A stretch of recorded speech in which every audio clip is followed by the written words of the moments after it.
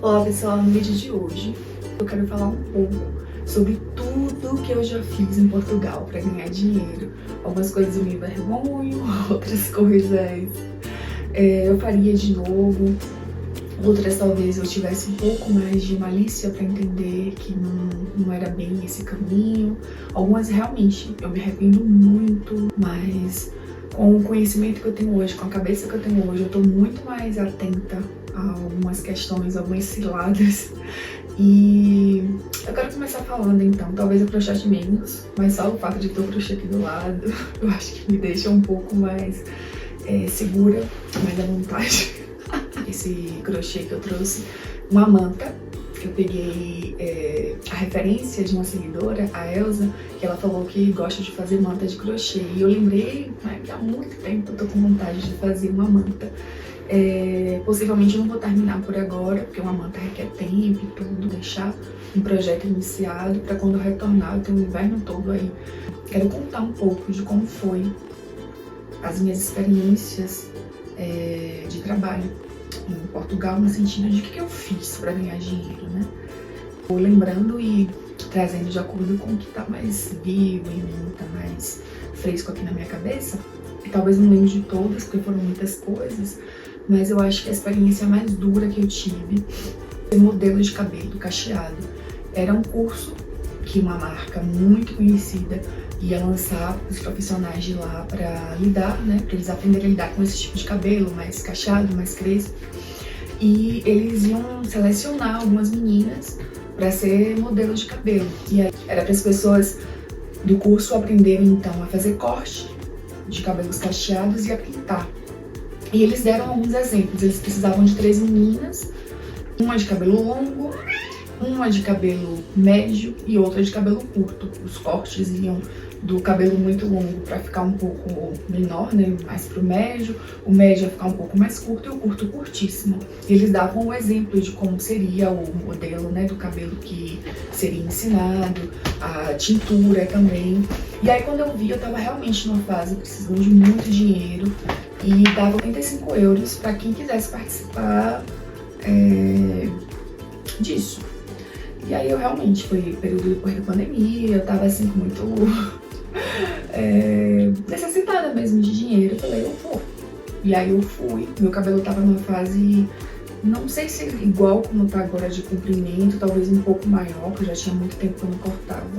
Eu fui uma das selecionadas, eles entenderam meu cabelo como médio, porque tinha uma menina com cabelo muito grande mesmo. Brasileira, também as 3 que foram selecionadas eram brasileiras, tinham muitas meninas. Todas as meninas foram dispensadas, mas eu fiquei porque a mulher já queria descolorir meu cabelo para facilitar lá no dia e tudo.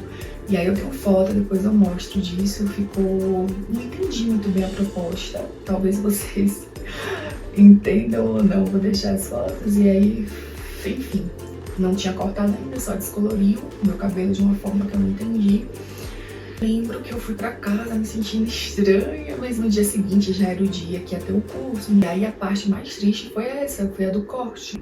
Depois, revendo, tem alguns períodos que eu até acho que ficou bonito o corte, mas a pintura ficou muito estranha. Depois eu descolori, acho que no dia seguinte eu tava tão com a crise de imagem, tive uma dificuldade de me encontrar ali naquele cabelo. Eu lembro quando eu olhava no espelho, bateu realmente uma crise de identidade grande. E foram 75 euros que me ajudou, sim. Eu lembro que eu paguei uma parte do aluguel com esse valor. Mas até meu cabelo ir ganhando forma de novo e crescendo, foi um processo, viu? E não satisfeita com essa experiência, tempos depois, acho que uns 3 meses, eles lançaram essa mesma marca, um outro curso, que já era para cobrir cabelos brancos. Dessa vez era menos dinheiro, não lembro se 30 euros ou 50, mas era só para pintar. E aí eu lembro que meu namorado falou, não vai, você ficou tão arrasado da outra vez. E eu não quero te ver assim de novo, esse dinheiro a gente recupera de outra forma, não faça isso, você vai ficar triste. Lembra quando você ficou mal? Mas eu falei, como não é pra cortar, meu cabelo já tava um pouquinho maior, já tinha passado alguns poucos meses. Eu decidi então ir pelo dinheiro, colocar uma cor, mas só pra pintar pra mim não é problema, porque eu sabia que depois eu podia pintar por cima e não ia ter nada. Eu fui aprovada, eu tava realmente com bastante cabelo branco, porque sempre aqui na frente me sai bastante cabelo branco. Eu mandei fotos e a mulher falou, pode vir. Não envolveu cortar, era só pintar. E aí tá, o negócio enganchou aqui. E aí tá, eu fui, fiz, ganhei meu dinheiro. E depois de um tempo eu falei, quer saber, eu não quero mexer em nada que mexa mais com o meu cabelo, porque é algo assim tão... que mexe muito com a nossa estima, né? Quando mexe no cabelo, eu falei, não quero mais isso não. E aí essas foram as experiências como modelo de cabelo. E antes disso eu participava de várias provas para experimentar alimentos. Era de um grupo de nutrição e eu vi na OLX, né? Essas vagas. A primeira vez que eu fui, eu achei que eles iam dar os 10 euros em dinheiro, porque era o valor 10 euros, eles diziam que era o valor do pagamento para participar. E a mulher me deu com um voucher e eu fiquei decepcionada. Por quê? Porque eu já tinha feito a minha compra do mês naquele período e o que eu precisava era de dinheiro, né? E juntando, mesmo que fosse 10 euros, já me valia. E aí eu lembro que eu fiquei bem decepcionada, mas ela falou, olha, é assim, a gente paga com voucher de alimentação. Você pode usar no restaurante, você pode usar no mercado, tudo. Eu vou fazer o quê? Aí aceitei, a primeira vez que eu fui era de pão, era pra provar alguns tipos de... Não, desculpa, era pra provar manteiga. Era pra provar alguns tipos de manteiga e aí você tinha que experimentar no pão. Depois eu participei de tipos de pão, participei de café. O de café foi o mais difícil, porque eu tenho um pouco de problema quando experimentar esses cafés que são muito fortes. E aí eu tive que experimentar muitos cafés, participei de muitas vezes. Teve outros que eu conto no vídeo também, que foi sobre ensaios clínicos, né? Ainda existe uma empresa portuguesa, que eles trabalham com experimentos de medicações numa fase inicial, né? Na primeira era pra experimentar uma pílula anticoncepcional e tudo. Eu falei, eu vou. Achei esse estudo uma coisa boa, porque assim, desde que eu estava em Portugal, eu não estava acompanhando muito minha questão de saúde, de fazer exames periódicos. E lá eles fizeram uma bateria de exames em mim, de coração, vários tipos de exame de sangue, para saber, tinha que estar saudável, não podia ser fumante, não podia ser beber frequentemente, tinha alguns critérios assim que eles faziam. Para ser selecionado também. E aí eu tava dentro desses critérios. Até hoje também eu recebi e-mail deles. Eu internado num quarto, com outras meninas também, iam te acompanhando. E esses foram dois fins de semana. Você tinha que estar internado, eu não lembro se era de sexta para sábado, de sábado para domingo, alguma coisa assim. E tinha que ter uma dieta também que eles ofereciam no hospital. A questão é que eles tiravam sangue o tempo inteiro. E nisso, beleza. Participei desse, foram 400 e poucos euros, eu lembro que me ajudou muito, porque eu tava devendo o mestrado que eu tava fazendo lá, e nisso me ajudou a pagar uma parte do mestrado que tava pendente. Participei de outro estudo, e esse já foi um pouco mais complicado. Esse foi para colocar um chip no braço. Esses chips de hormônios eram para ficar 9 meses em acompanhamento. Então, depois que a gente se internou, né, porque teve uma internação também, aí depois tinha que ir durante todos os dias de manhã para eles colherem sangue, em jejum e tudo, avaliar. E aí depois era só uma vez no mês. Esse eu não gostei, porque eu engordei muito. Eu lembro que eu tenho esse registro que quando eu fui, antes de aplicar o chip, eu tava com 63 quilos. Aí a cada mês que eu ia, eu ganhava 2 quilos. No final do ensaio, eu tinha engordado praticamente 10 quilos. E normalmente em minha vida, eu nunca engordei mais do que 1 quilo em um ano. Eu sempre, máximo, eu variava de um ano para o outro 1 quilo. E aí nesse um ano, tipo, menos de um ano, porque foram 9 meses de ensaio, de estudo, eu engordei praticamente 10 quilos, eu tava muito inchada. E eu sentia que era como se eu tivesse de TPM, a menstruação prestes a chegar. E por 9 meses ela não vinha, me trouxe muitos incômodos. E esse ensaio me fez entender que eu não quero mais colocar meu corpo à prova dessas questões de saúde, porque pode desregular muito. Como o ensaio está em fase inicial, eu sou uma das primeiras que eles estão testando aquilo. E esse ensaio pagou muito bem, que foram 950 euros. Também me ajudou a quitar o que ficava faltando da universidade. Trabalhei em quiosque de shopping para vender utensílios domésticos. Trabalhei, esse foi um trabalho também legal que eu tive, que foi o do, fiquei pouco tempo, era para vender chip de celular. Eu lembrei desse agora, que também era em quiosque de shopping. Esse era uma empresa de telefonia que a gente tinha que vender para as pessoas se tinham certa idade, algumas questões que tinham que levar em consideração para vender, mas tinham metas altas também a serem cumpridas. Esse era para vender um chip que valia 10 euros, tinha direito a 3 meses de internet grátis e tudo. Esse também era por hora, a hora pagava acho que 5 euros a hora, então se você trabalhasse num dia 9 horas, você ganhava 45 euros pelo seu dia. Para aquela realidade até então que eu estava vivenciando, era um dos trabalhos que eu tive que me pagou melhor. Você não trabalhava todos os dias, você dava a sua disponibilidade. Tem alguns benefícios também, de acordo com que você vai batendo metas de portabilidade e tudo, e aí você vai somando também valores. Eles te fornecem um cartãozinho e você vai acumulando também valores, depois você pode comprar e tudo em lojas, algumas lojas parceiras. Não, como tá ficando o meu quadradinho. Trabalhei como limpeza. Como limpeza foi também nesse período pós-confinamento, que a pandemia ainda estava, mas era pós-confinamento, foi um período muito duro. E aí eu lembro que eu procurava coisas e não surgia. E aí eu vi uma vaga na OLX que era pra fazer limpeza. Eu aceitei, fui.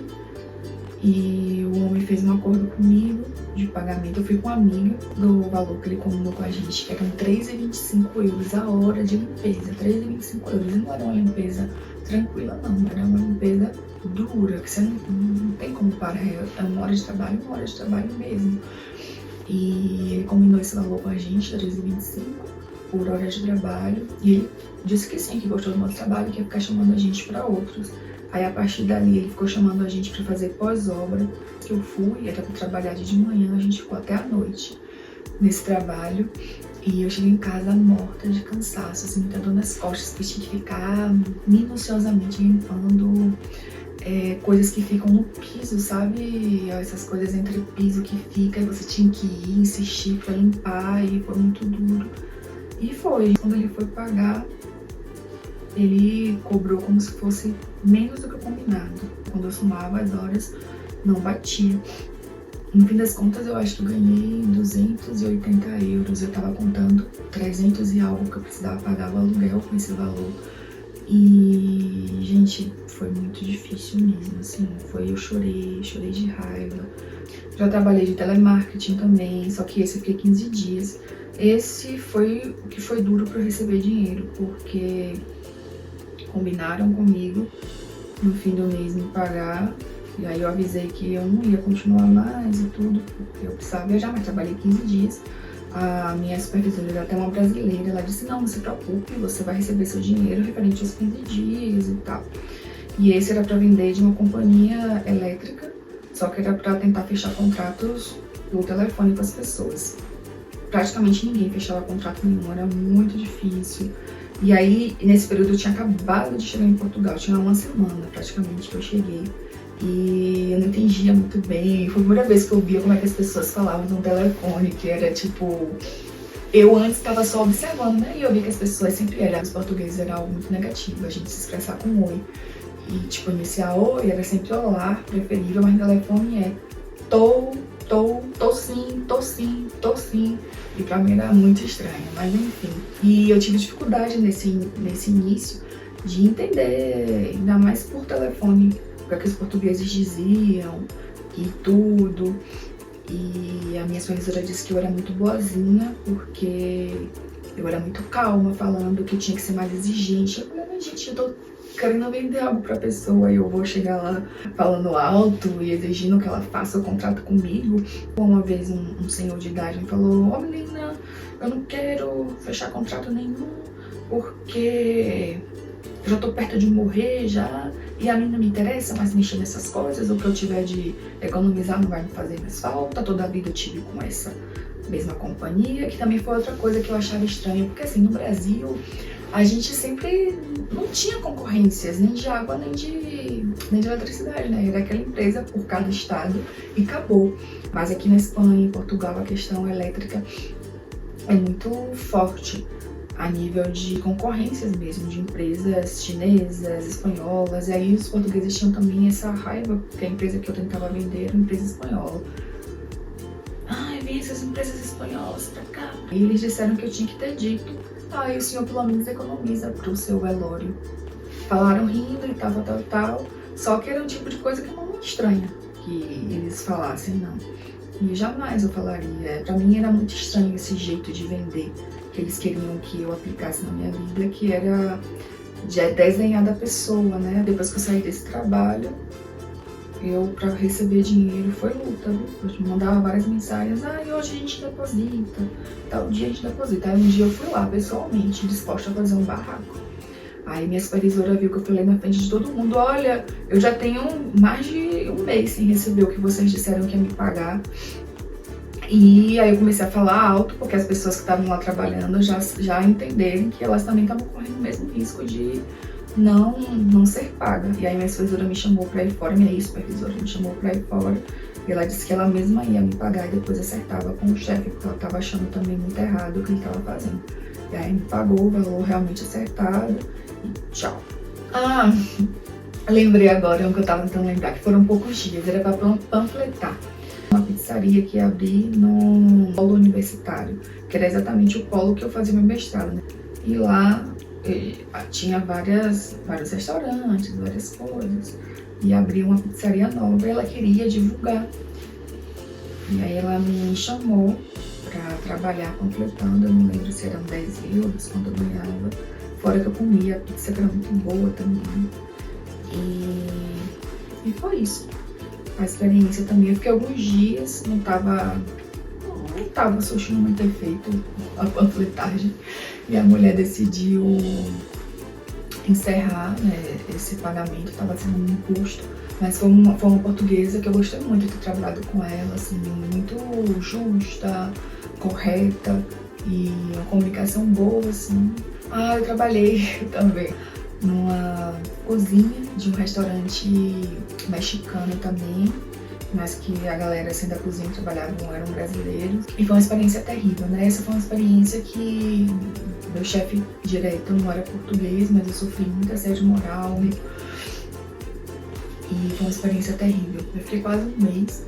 Eu trabalhava basicamente nos fins de semana, então começava a partir de quinta, sexta, sábado e domingo, que tinha mais movimento. Eu acho que os outros dias ficavam fechados, e só à noite. Acho que chegava às 7 da noite, 5, não me lembro exatamente, ficava até meia-noite e meia, 1 da manhã. E era um trabalho que era para ajudar na cozinha. Eu era uma ajudante do ajudante, tinha que fazer montagem de sobremesa e outras coisas. E também, quinta e sexta, não ia ninguém para lavar os pratos, eu tinha que lavar os pratos também. Isso, entre o que eu ia fazendo e não podia acumular os pratos. E tinha dia que era bem terrível, quando faltava a pessoa, porque não tinha uma pessoa contratada para lavar os pratos. Eles faziam um avulso, né? Freelancer, o pagamento de quem ia lavar os pratos. O que eu achava, enfim, não quero falar muito, mas eu achava às vezes uma sacanagem, porque cada vez que eles iam testar uma pessoa, e eu passei por isso, mas depois eu comecei a trabalhar e eu recebia. Mas tinha gente que eles só testavam uma noite, e não pagavam nada a pessoa, porque não iam chamar mais a pessoa, e a pessoa ia, ficava mais de 2, 3 horas ali lavando um monte de prato sem parar, porque era muito prato e precisava constantemente desses pratos limpos. E diziam: não vamos te chamar próximo dia, não pagavam nada aquela pessoa. Eu achava injusto. Acho que eu vou fazer esse tamanho de quadradinho, como basicamente as minhas linhas têm a mesma espessura. Eu vou fazer as mesmas quantidades de carreiras. Desses também eu vou iniciar esse, e acho que esse tamanho tá bem pra fazer a manta.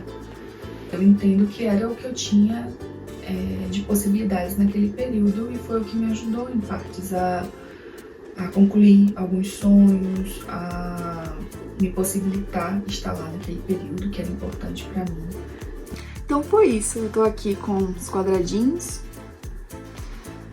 Vou seguir fazendo meus quadradinhos, depois quando eu tiver uma quantidade já ok? E eu for montar, costurar, eu volto aqui pra mostrar também. E são uns quadradinhos que eu vou fazer minha manta. E foi isso. Eu tava revendo agora, nessa parada que eu dei, o meu texto que eu escrevi quando eu me formei no mestrado, né? Quando eu concluí o mestrado. E aí eu falei nesse texto que foi um período de provas, né? Sobre esses 2 anos que eu estive em Portugal. Foram períodos de provas. Eu provei croissant, provei pão, margarina, cafés, fazendo referência, né, a esses testes que eu participava. Então foram anos de provas gostosas, eram comidas gostosas, mas não apenas. Eu provei também ganho de peso, perda de peso, términos, recomeços, saudades. Foi um período recheado de muitas questões, como é normal para o imigrante, mas eu não me arrependo. Não, esses vídeos que eu faço não é para estimular ninguém, nem a ir a Portugal, nem a ir para qualquer lugar que a pessoa deseje. Mas talvez ajude para que você vá um pouco com os olhos mais abertos, menos iludidos, porque se eu soubesse de tudo isso antes, eu iria igual, eu não teria desistido, eu não teria recuado. Mas talvez eu fosse com alguns cuidados a mais, talvez um pouco mais de dinheiro, talvez um pouco menos inocente, mais com o pé no chão da realidade do país que eu estava indo, porque eu estava realmente indo com a ideia de um Portugal de tempos atrás que talvez fosse mais próspero. Eu não tenho como dizer como era antes, mas naquele período que eu fui, 2019, estava muito difícil. E pós-pandemia, pós-confinamento, piorou. Então foram anos difíceis, sim, de algumas privações, de mal dar para pagar as coisas que eu precisava pagar, coisas básicas, e por isso que eu acumulei mensalidade da universidade sem pagar, e por isso que eu precisei fazer trabalhos extras, como essas coisas que eu citei aqui, para conseguir me manter e honrar meus compromissos. Mas eu não me arrependo, tudo isso faz parte de quem eu sou. Essas coisas todas que eu passei fazem parte de quem eu sou hoje. Talvez algumas coisas eu tivesse feito diferente, mas no total, num resumo da história, eu não me arrependo de nada. Foi assim que eu precisei fazer, era a cabeça que eu tinha no momento, e não dá pra julgar o meu passado com o olhar que eu tenho hoje. Mas se você hoje tem a chance de ir e fazer algumas escolhas diferentes, mais conscientes, é isso. Vá aberto e toda a sorte do mundo. Tchau!